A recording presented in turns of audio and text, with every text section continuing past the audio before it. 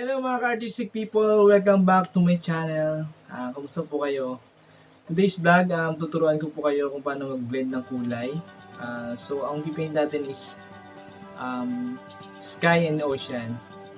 So, ako kasi mahilig ako sa mga sa mga ocean, sa mga dagat, sa mga sky, sa clouds. Mahilig ako mag-paint ng ganun.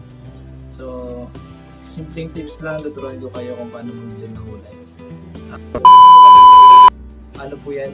Kamot lang yan. Allergy siya. Sobrang niya. So ayun guys, simulan na natin yung ating paint. So ang kailangan natin is ito. Ito pong gamit ko is canson lamang. So dito po tayo mag-paint. Dinikit ko na siya sa isang karton para maging matigas siya. Hindi siya maglulukot pag nabasa. Mag-blend po tayo ng kulay. So, ang mga kailangan natin kulay is red, yellow, and blue, white. Yun lang po kailangan natin kulay. Mga cards people, mag-blend po tayo ng kulay. So, ito yung mga kailangan ng kulay. White, blue, dark blue, saka yellow and red. So, yan lang po yung kailangan ng kulay.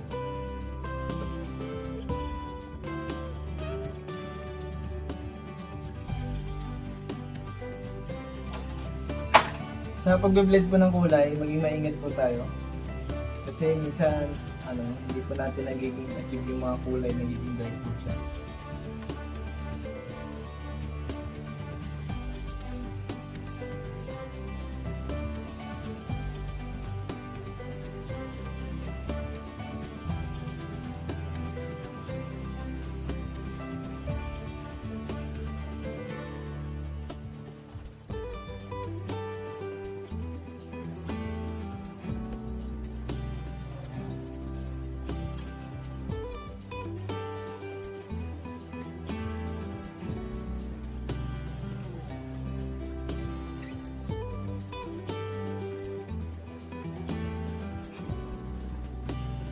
And guys, siyempre pag sa taas, siyempre lagi natin i-dark yun. Hanggang sa palight siya. Haluan natin ang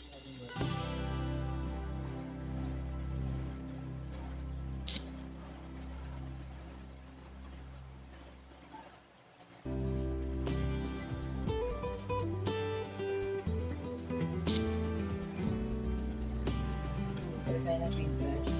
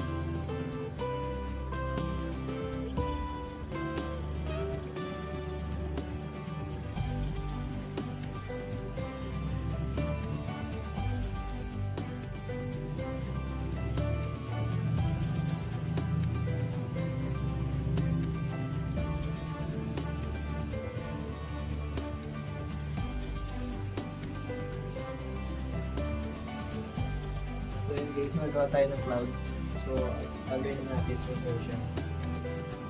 Share lang yung kapag dito.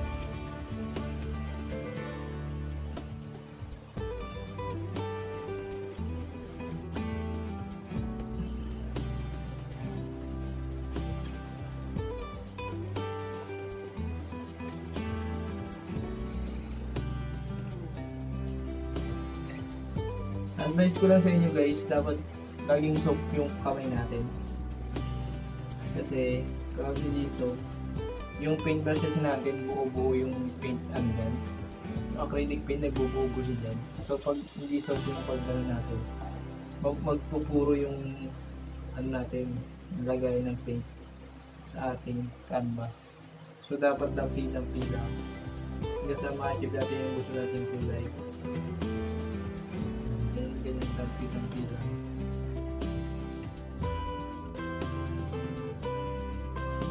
So naman guys, so ang magagad ng kulay green.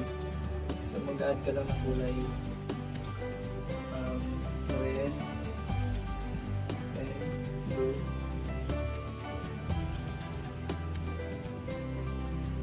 blue, dark blue, saka yellow.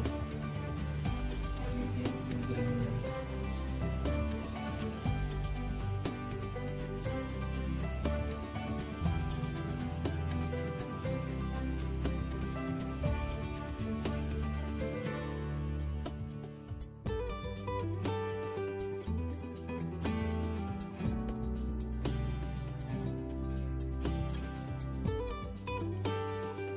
So ngayon guys, ang gagawin natin is kulay white na.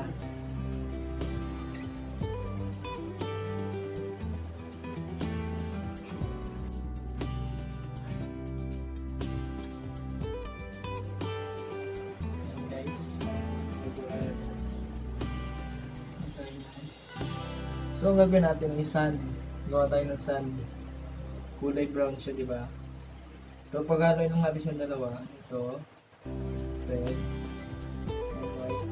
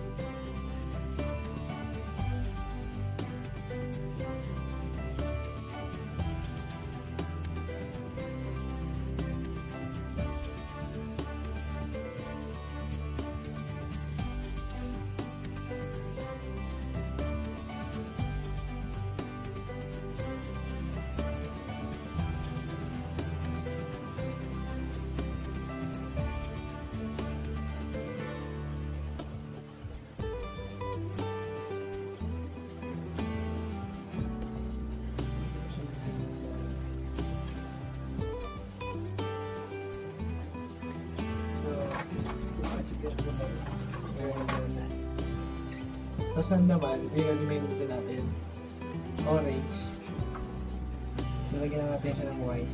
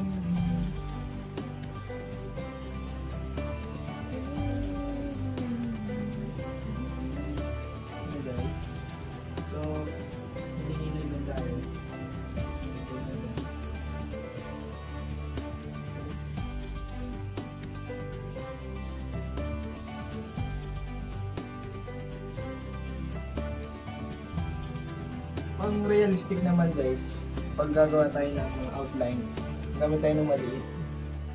Ito maliit guys.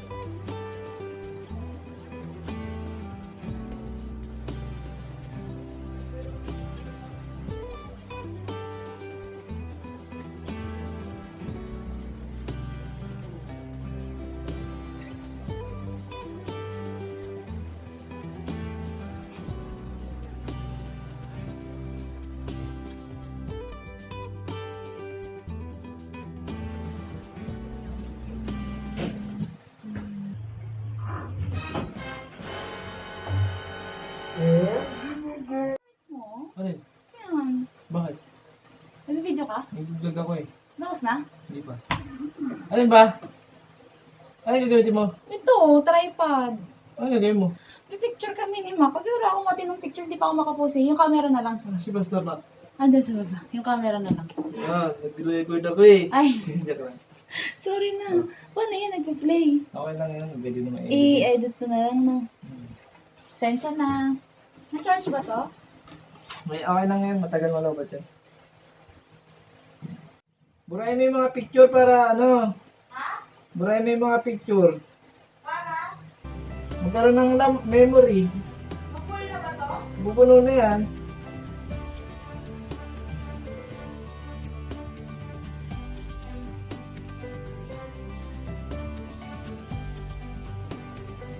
So guys, hindi naman tayo.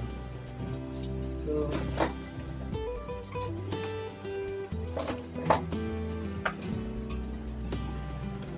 pag magbubura tayo ng paint, gawa lang natin ba? Igaganyan mo na siya, tapos igaganyan mo siya. Natanggal na yung buro, pintura na. So yung white naman tayo.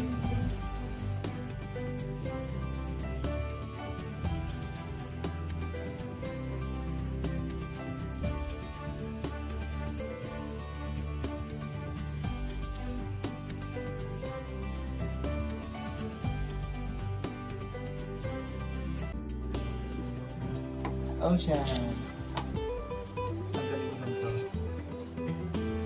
Pagkakita natin yung boring niya talaga.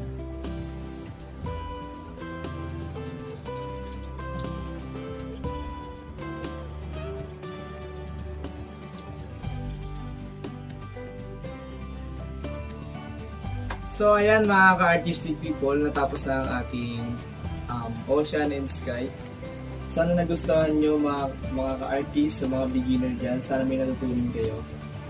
At nais ko po kayo na mag-suggest po kayo sa ating comment section. Pwede po kayo mag-suggest doon kung ano gusto nating matutunan or i-vlog natin sa next video natin. Kung bago pa lang po kayo sa aking YouTube channel, maging luma na kayo sa mga sa una. Mag-subscribe na kayo at pindutin nyo na rin ang red na button, bell, para maging updated kayo sa aking YouTube channel. Mag-suggest din kayo guys sa mga mga technical error, gaya ng pag-edit, para ma-improve ko yung pag-edit ko sa sound, sa audio. Suggest nyo guys, pwede natin yung improve natin yan. Maraming salamat sa mga nanood sa aking YouTube channel. Sana maging stay kayo sa akin.